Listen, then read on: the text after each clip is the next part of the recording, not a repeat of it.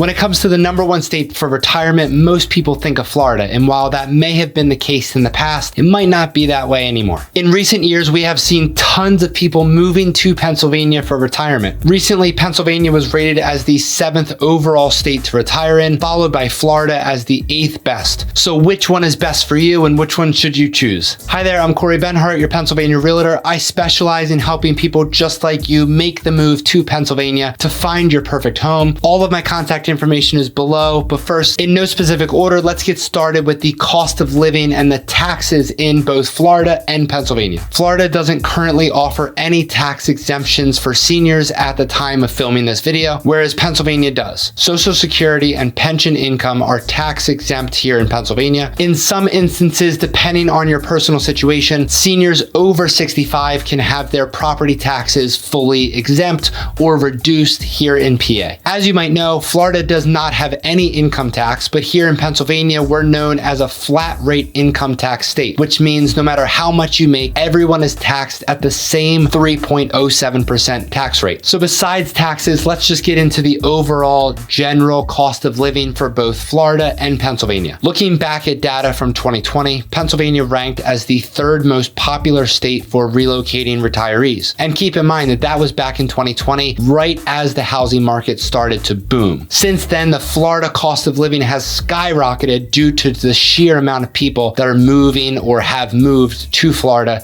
since then. One thing to account for if you're planning on moving to Florida is the very high homeowners and flood insurance due to the weather in Florida, which we'll talk about later in this video. When it comes to the home prices for both of these states, they vary greatly just because there's so many different towns in each of these states that home price is very hyper local. So it really does depend on where in each of these states you plan on moving to. Both Florida and Pennsylvania have affordable, mid-range, and luxury level homes and pricing as well, but there are certainly not 10 million plus beachfront homes here in Pennsylvania. Over the past couple of years, both states have experienced growth, which then results in higher housing prices. But Florida has experienced double-digit appreciation for a couple of years since 2020, which made housing prices in Florida pretty pricey. The overall average price of a home in Florida is a little over $390,000 for the entire state, compared to Pennsylvania, which is just a little bit over $255,000. So an overall difference of right around $135,000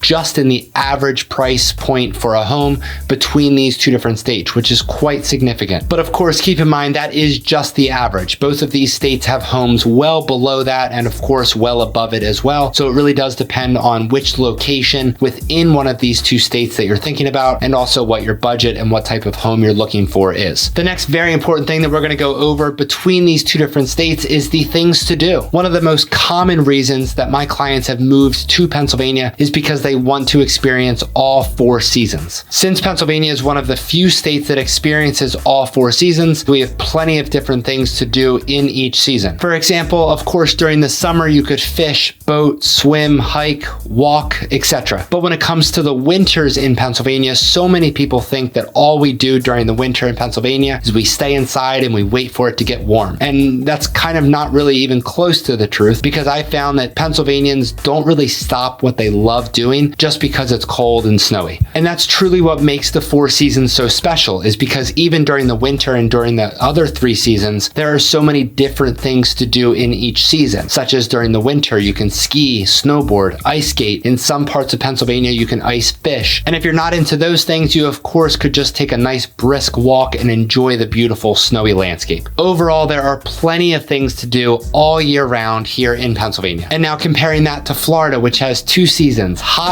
and hotter. During Florida's winter, there's an average temperature of around 45 to 60 degrees, but that obviously isn't cold enough to enjoy any winter activities. So the activities that you can enjoy during the summer, you most likely would just be enjoying during the winter as well. So there's not really that much variety. Another one of the main things to keep in mind when deciding on which state to retire in is the weather. Overall, probably the main difference between these two states comes down to the weather. Pennsylvania has all 4 seasons, and on average, we receive 30 38 inches of rain per year and about 28 inches of snow, although that really does depend on where in Pennsylvania you would end up moving to. Specifically in the region that I live and the overall area, we haven't received a big snowstorm in over 2 years. We've definitely received a couple of flurries here and there, but when it comes to, being snowed in and having to shovel and do all that, we've been pretty lucky and really haven't had that in a couple of years. During the summer here in Pennsylvania, the average temperature is 83 degrees with 67% humidity. During the winter, you can expect an average temp of around 38 degrees, but again, that really does vary on the type of winter that we're receiving, where in Pennsylvania you're living, so on and so forth. It's very likely that some days could be up into the 50s and some days could be below freezing. It really does depend. Now let's take a look at Florida's average weather, starting with the 55 inches of rainfall that they get on average every year. Florida has 0 inches of snow per year, but they also receive some pretty bad tropical storms and hurricanes throughout the year, which not only has the chance to completely wipe away your home, but significantly damage it. But it also means that you'll need things such as hurricane shutters, impact-proof windows. Your homeowner's insurance will be a lot higher because of the risk of hurricanes and damage from bad storms. One of the main things that I have heard from clients that are moving from Florida to Pennsylvania is how excited they are to get away from the Florida humidity. On average during the summer, it's very common to have 90% humidity during the day and around 60% at night. So if you're planning to retire in Florida, make sure you buy a home with a pool. Next, let's talk about the housing options in both of these states. Since Florida has kind of always been the go-to state to retire in, that means that Florida is full of huge master plan 55 plus communities. But since 2020, on average, right around 1,000 people a day have been moving to Florida for the past couple of years, which you can imagine significantly increases both the cost of living and the cost of a home. Depending on your budget, it might be a bit harder to find an affordable 55 plus community there in Florida. And now on the other hand, Pennsylvania has seen a tremendous number of people moving to Pennsylvania to retire. So I'm seeing more and more beautiful 55 plus communities being built all throughout the state. And although we have a good amount of people moving here, it's nothing compared to the number that Florida has. So our prices are still staying steady and not significantly increasing like they are in Florida. I have toured some of these 55 plus communities with clients, and let me tell you, these communities are amazing. They are truly like mini resorts. They have just about every amenity that you can think of, everything from spas, indoor rec centers, pools, walking paths, dog parks,